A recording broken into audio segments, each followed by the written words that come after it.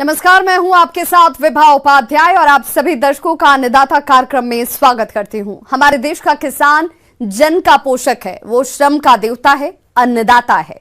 उसमें ही भारत की आत्मा निवास करती है और ऐसे ही किसानों की प्रगति के लिए हम खेती बाड़ी से जुड़ी हुई बहुत सी नई लाभकारी जानकारियां हर रोज सुबह लेकर आते हैं। तो चलिए कार्यक्रम शुरू करने से पहले देखते हैं क्या है आज के अन्नदाता में। किसान भाइयों, जैसा कि आप सभी जानते हैं कि इस साल पानी काफ़ी मात्रा में गिर रहा है हमारे खासकर मध्य प्रदेश में, और जैसे ये पानी थोड़ा सा रुकेगा तो हमारे किसान भाई पौधरोपण की तरफ भी आकर्षित होंगे। जैसा कि आप सभी जानते हैं कि चीकू एक महत्वपूर्ण फलदार हमारा जो पूर्ण रूप से पोषक तत्वों से भरपूर फल है। तो किसान भाइयों, प्रमुख बात यह है कि जब भी हम चीकू की बात करते हैं तो किस्मों पे जरूर ध्यान देना चाहिए। काली पत्ती जो है हमारे मध्य प्रदेश के लिए बहुत अच्छा है। इसके साथ ही साथ क्रिकेट बॉल है, छतरी है, ये हमारी पुरानी किस्में हैं। अब जो नई किस्में आ गई हैं संकर जातियां हैं, जिसमें कोयम्बटूर चीकू 1, कोयम्बटूर चीकू 2 और कोयम्बटूर चीकू 3 है। इसके अलावा जो है PKM-1 और PKM-2 ये ऐसी संकर जातें भी अब आ चुकी हैं। तो किसान भाइयों, अगर चीकू आप लगाना चाहते हैं तो पहली प्राथमिकता हमारी यह होनी चाहिए कि जो अनुशंसित किस्में हैं हम उनका ही प्रयोग करें। चीकू की खेती के लिए गर्म व नम मौसम की आवश्यकता होती है। गर्मी में इसके लिए उचित पानी की व्यवस्था का होना भी आवश्यक है। इसे मिट्टी की कई किस्मों में उगाया जा सकता है, जैसे अच्छे जल निकास वाली गहरी जलोढ़, रेतली, दोमट और काली मिट्टी चीकू की खेती के लिए उत्तम रहती है। तो सबसे पहले पौधरोपण करने के पूर्व हमको यह जानकारी जरूर होना चाहिए कि गड्ढे, हम गड्ढे कैसे तैयार करें। कुछ किसान भाई पहले से अपनी पौधरोपण की प्लान कर लेते हैं और गर्मी के समय में ये गड्ढे करवा लेते हैं, और लगभग हम जो है 2 फीट लंबाई, 2 फीट चौड़ाई और 2 फीट गहराई का गड्ढे जरूर तैयार करें। इस गड्ढे में हम गोबर की खाद की मात्रा जरूर डालें। यदि गोबर की खाद नहीं है आपके पास में तो हम केचुआ का खाद भी प्रयोग कर सकते हैं, हम नीम की खली का भी प्रयोग कर सकते हैं। तो ये आधार खाद के रूप में होते हैं और इसको हमको जरूर डालना चाहिए। तो आप गड्ढे तैयार बिल्कुल नहीं किए हैं तो अभी भी कर सकते हैं। हमको जब भी पौधा लेना चाहिए तो शासकीय विभाग से या प्राइवेट नर्सरी से, विश्वसनीय नर्सरी से ही हमको पौधे प्राप्त करना चाहिए, और वांछित किस्म जो हम चाह रहे हैं उस किस्म का ही पौधे हमको प्राप्त करना चाहिए। चीकू की व्यावसायिक खेती के लिए शीर्ष कलम और भेंट कलम विधि द्वारा पौधा तैयार किया जाता है। चीकू लगाने का सबसे उपयुक्त समय वर्षा ऋतु है, लेकिन चीकू के बाग से अधिक फल उत्पादन प्राप्त करने के लिए इसकी रोपाई के समय कतार से कतार की दूरी 5 मीटर और पौधे से पौधे की दूरी भी 5 मीटर ही रखनी चाहिए। तो किसान भाइयों, बात करते हैं हम पौधरोपण की, क्योंकि समय है पौधरोपण करने का, मौसम अनुकूल है, और जहाँ पर हमने गड्ढे तैयार किए हैं उसके बीच भाग में जितना हमारा पॉलीथीन है उतना बड़ा छोटा सा एक गड्ढा तैयार कर ले, और पॉलीथीन को सावधानीपूर्वक ब्लेड से या कैंची से काट ले और पिंडा समेत मिट्टी उसमें रहन दे, जड़ को खुला ना होने दे। ये जरूर ध्यान रखें। कई बार हम सावधानीपूर्वक नहीं काट पाते हैं और पॉलीथीन को जल्दी जल्दी खींचते हैं तो उससे पूरे पिंडे की मिट्टी झड़ जाती है और जड़ बाहर दिखने लग जाता है। तो ऐसा बिल्कुल ना करें। पौधरोपण करते समय सावधानी जरूर रखें। अच्छे से हमको पैर से मिट्टी को भरकर दबा देना चाहिए, जिसमें उसमें किसी भी प्रकार की हवा न रुके और जो जड़ है वो मिट्टी के संपर्क में आ जाए और जड़ जो है नया उसमें वृद्धि होना प्रारंभ हो जाए। दबाने के बाद एक लकड़ी का या बांस की जो खपच्ची ले लें, आजकल प्लास्टिक के भी स्टिक आ रहे हैं, तो आप स्टिक जरूर लगा लें और उसको सीधा पौधे को खड़े करके उसमें बांध दें। इसके बाद जो है हजारे से हमको जो है, अगर पानी नहीं गिर रहा है और भूमि नमी है तो भी हमको जो है एक बार सिंचाई उसमें कर देना चाहिए, ताकि प्रारंभिक अवस्था में जड़ को पानी जो है पर्याप्त मात्रा में मिल जाए और उसको मिट्टी से पकड़ बनाने के लिए उसको आसानी हो जाए। पौधों की रोपाई करते समय मूल वृंत पर निकली हुई टहनियों को काटकर साफ कर देना चाहिए। पेड़ का शतरक भूमि से 1 मीटर ऊंचाई पर बनने देना चाहिए। जब पेड़ बड़ा होता जाता है तब उसकी निचली शाखाएं झुकती चली जाती हैं और अंत में भूमि को छूने लगती हैं और पेड़ की ऊपर की शाखाओं से ढक जाती हैं। इन शाखाओं में फल लगने भी बंद हो जाते हैं, इसलिए इस अवस्था में इन शाखाओं को छांटकर निकाल देना चाहिए। अब पौधरोपण के बाद की जो सावधानियां हैं, यह आवश्यक है पौधे की सुरक्षा। और बीच बीच में यदि ज़्यादा पानी भर रहा है तो हम नाली बनाकर ज़्यादा पानी को जल निकास की भी व्यवस्था उसमें कर लें और आवश्यकता अनुसार खरपतवार का भी नियंत्रण हम कर लें। और यदि बतर में आती है तो बीच बीच में हमको उसको गुड़ाई कर देना चाहिए, जिससे हमारी पौधे जो हैं बहुत अच्छे प्रारंभिक अवस्था से उसमें कल्ले फूटना शुरू हो जाएंगे। तो किसान भाइयों, यदि मेरे द्वारा बताए गए बातों को हम ध्यान रखते हैं तो निश्चित रूप से आप अपने गांव में। हमारे प्रदेश के किसान भाई दुधारू पशुओं का पालन करके अच्छा लाभ प्राप्त कर रहे हैं, लेकिन कभी कभी दुधारू पशुओं में कुछ घातक बीमारियां देखने में आती हैं और उन्हीं घातक बीमारियों में से एक है गलघोटू। इस बीमारी से ग्रसित पशुओं का समय से टीकाकरण और इलाज नहीं कराने पर पशु की मृत्यु भी हो जाती है। तो पशुपालक इस बीमारी से पशुओं का बचाव और उपचार कैसे कराएं, इस बारे में उचित सुझाव दे रहे हैं नानाजी देशमुख पशु चिकित्सा विज्ञान विश्वविद्यालय जबलपुर के पशु विशेषज्ञ डॉक्टर आशीष कुमार सोनी। आज मैं आपसे जो चर्चा करूंगा वो है एक महत्वपूर्ण रोग जो हमारे दुधारू पशुओं और अन्य पशुओं में पाया जाता है। इसका नाम है HS, हेमोरेजिक सेप्टिसिमिया। आसान भाषा में अगर हम चालू भाषा में से कहें तो इस रोग को हम गलघोटू रोग कहते हैं। पशुओं में होने वाला यह जीवाणु जनित संक्रामक रोग है जो कि पशुओं में बहुत तेजी से फैलता है। यह रोग पास्चुरेला मल्टोसीडा नामक जीवाणु के संक्रमण से होता है। इसका जीवाणु सांस नली में तंत्र के ऊपरी भाग में मौजूद होता है। मौसम परिवर्तन के कारण पशु गलघोटू रोग की चपेट में आ जाता है। इस रोग की बात करें तो ये अत्यंत ही जानलेवा रोग है और इस रोग में पशुओं में कई बार लक्षण आने के पूर्व ही मृत्यु हो जाती है। कई बार जिन पशुओं में लक्षण भी आते हैं तो ज़्यादा से ज़्यादा 24 से 48 घंटे तक वे जीवित रहते हैं और इसके पश्चात मृत्यु हो जाती है। अब सबसे महत्वपूर्ण बात कि इस रोग से लक्षण क्या होते हैं, कैसे ये रोग हमारे पशुओं में फैलता है। तो अगर हम देखें, अगर हम इसमें कुछ विशेष पशुओं की बात करें तो यह ज़्यादातर जो हमारी भैंसें होती हैं, भैंसें भी ना कहें पड़िया जो कि लगभग 2 साल की उम्र की होती हैं, उनमें ये रोग ज़्यादा पाया जाता है बनस्पत हमारी गायों और भैंसों की तुलना में। अगर देखा जाए तो इस रोग में कई लक्षण आपको मिलेंगे। जो 24 से 48 घंटे तक जो पशु जीवित रहते हैं उनमें बहुत तेज़ी से सांस लेना, घरघराहट की आवाज़ आना। इसके अतिरिक्त जिन पशुओं का जो है स्वास्थ्य स्तर काफ़ी अच्छा होता है उसमें ये बीमारी 3 से 4 दिन भी रह सकती है, जिसमें कि नाक से पानी आना, और ये जो है नाक से पानी आना दिन ब दिन गाढ़ा होता चला जाता है। आँखों में लालपन आ जाता है।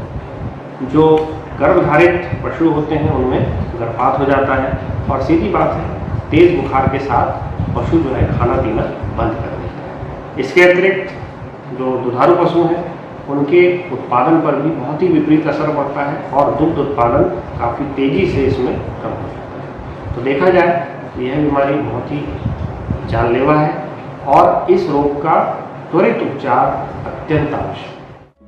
पशुपालक भाइयों, यदि आपके किसी जानवर में गलघोटू रोग आ चुका है तो इस बीमारी को अन्य पशुओं में फैलने से रोकना तो जरूरी होता ही है, साथ ही साथ बीमार पशु का इलाज पर भी विशेष ध्यान दें जिससे आपका पशु इस गंभीर रोग से बच सके। जनरली हमारे पशुपालक क्या कर सकते हैं कि आप सीधे जो है इसमें पशु चिकित्सक से संपर्क करें, घर पर उपचार करने का प्रयास न करें। पशु चिकित्सक जब आपके यहाँ आएगा तो वह उसको भली भांति उसको जो है उसका परीक्षण कर उसमें जरूरी एंटीबायोटिक और बुखार और दर्द के हिसाब से अपना इलाज करेंगे।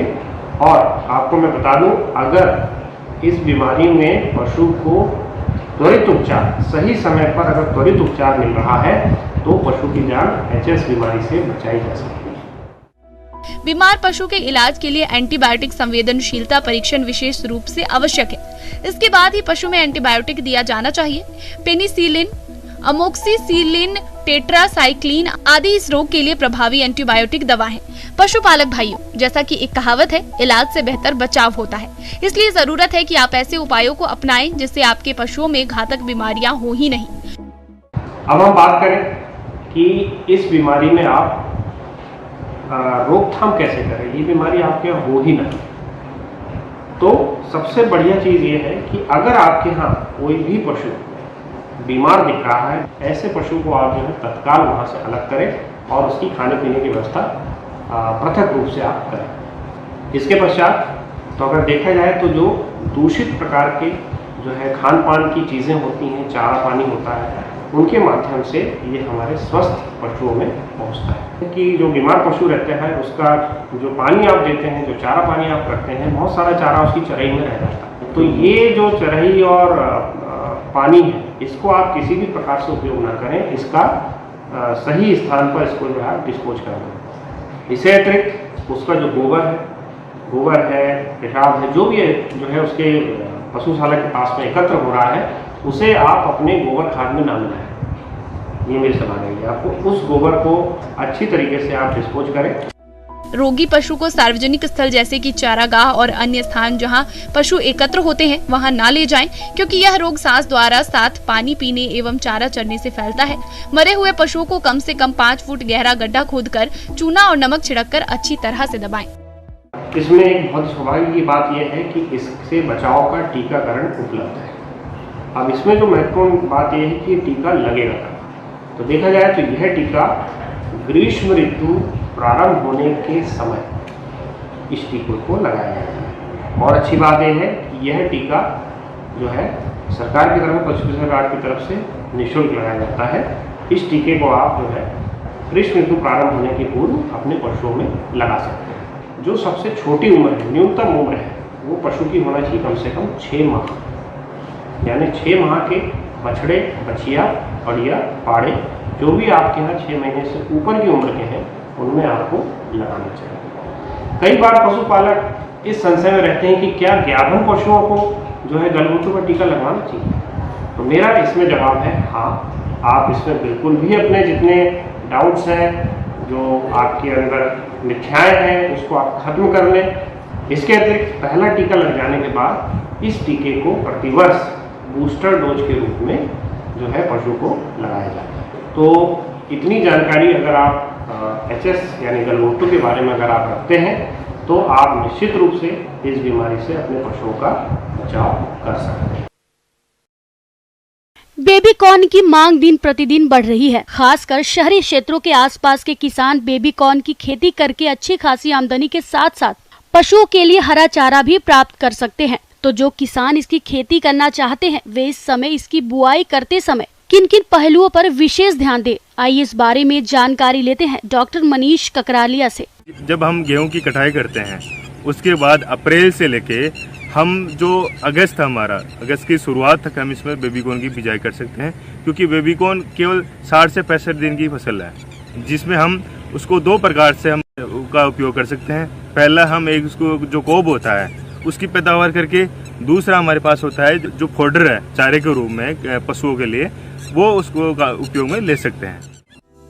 भूमि चयन। बेबीकॉर्न मक्का की खेती कई प्रकार की मिट्टी में की जा सकती है, लेकिन इसके लिए दोमट मिट्टी और बलुई मिट्टी, वायु संचार और पानी के निकास की उत्तम व्यवस्था के साथ साथ 6 से 7 pH मान वाली मिट्टी उपयुक्त मानी जाती है। खेत की तैयारी। मक्के की फसल के लिए पहली गहरी जुताई करना आवश्यक होता है। इसके बाद 2 बार कल्टीवेटर से जुताई करते हैं और उसके बाद पाटा चलाकर खेत को समतल कर लिया जाता है, जिससे खेत में उचित नमी बनी रहती है। खाद और उर्वरक। मक्का की फसल से अच्छी पैदावार लेने के लिए मिट्टी जांच के अनुसार खाद उर्वरक डालना चाहिए। खेत की तैयारी के साथ 5 से 8 टन अच्छी तरह से सड़ी हुई गोबर की खाद खेत में डालनी चाहिए। इसके बाद में हम जैसे बात करें फिर कि हम भाई इसमें खाद क्या रहे, तो खाद इसमें बिजाई के समय आप इसमें 1 कट्टा यूरिया खाद डालें, या फिर आप जो NPK है, तो NPK की जो डोज है इसकी वो 90-30-20 है, जिसमें 90 नाइट्रोजन होता है, 30 फास्फोरस होता है, 20 पोटास होता है। उन्नत किस्में। किसान भाइयों, आज के समय में बेबीकॉर्न मक्का की कई प्रजातियां विकसित हो गई हैं। जिसका चयन करके किसान वर्ष भर बेबी कॉर्न मक्का की खेती करके अच्छा लाभ कमा सकते हैं। बेबी कॉर्न मक्का की किस्म HM4 उपज 7 से 8 क्विंटल, दाना चारा 100 क्विंटल प्रति एकड़ की बुआई कर सकते हैं। इसके अलावा जो दूसरी जो कंपनियां है जिसमें G54 है, ऐसी बहुत प्रकार की किस्मों की जो बीज हैं उसका हम बीज का इस्तेमाल करके और अच्छी पैदावार प्राप्त कर सकते हैं। इसमें कि हम कितने इसमें सीड रेट रखें भाई, हम जैसे अलग अलग होता है, फोडर के लिए अलग होता है और कोप के लिए अलग होता है। FIR विधि से करें बीज उपचार। पहले थीरम और कार्बेंडाजियम 2 ग्राम प्रति किलो बीज की दर से उपचारित करें। इसके बाद इमिडाक्लोप्रिड 1 से 2 मिलीलीटर प्रति किलो बीज की दर से उपचारित करें और अंत में एजोट्रोबैक्टर कल्चर 5 से 6 ग्राम प्रति किलो बीज की दर से उपचारित करके बुआई करें। तो यदि हम बात करें यदि कोप की बात करें तो आप उसमें 67.5 सेंटीमीटर पर लाइन से लाइन की दूरी पे 18 सेंटीमीटर पर आप उसमें बीज की लगा सकते हैं। और यदि हम फोडर की बात करें तो उसमें आप इसमें 30 सेंटीमीटर पे पौधे से पौधे की दूरी 10 सेंटीमीटर पे आप उसमें बीज बो के और उसमें अच्छी पैदावार प्राप्त कर सकते हैं।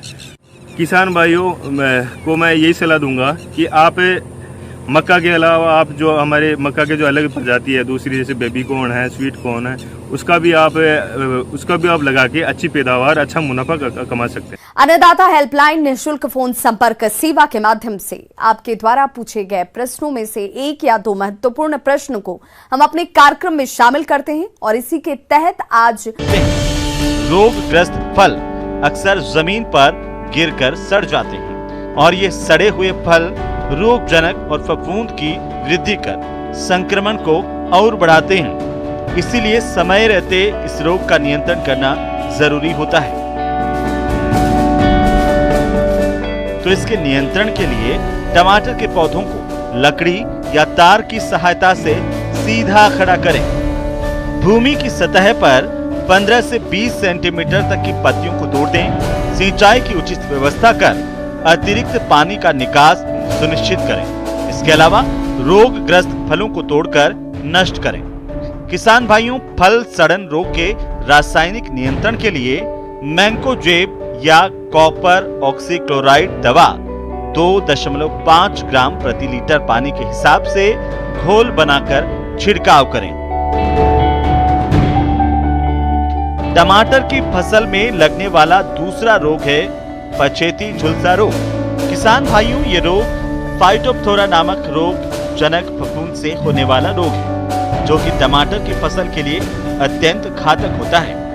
अधिक नमी और कम तापमान होने पर यह रोग महामारी के रूप में फैलता है। शुरुआती लक्षण के रूप में पत्तों पर गहरे भूरे रंग के अनियमित आकार के धब्बे बनते हैं जो बाद में आपस में मिलकर बड़े धब्बे गहरे काले रंग के बन जाते हैं। अनुकूल परिस्थितियों में संपूर्ण पत्तियां झुलसकर गहरे काले रंग की दिखाई देती हैं, जिसकी वजह से फसल को अधिक नुकसान होता है। इसके साथ ही मंडियों के प्रमुख फसलों के बाजार भाव पर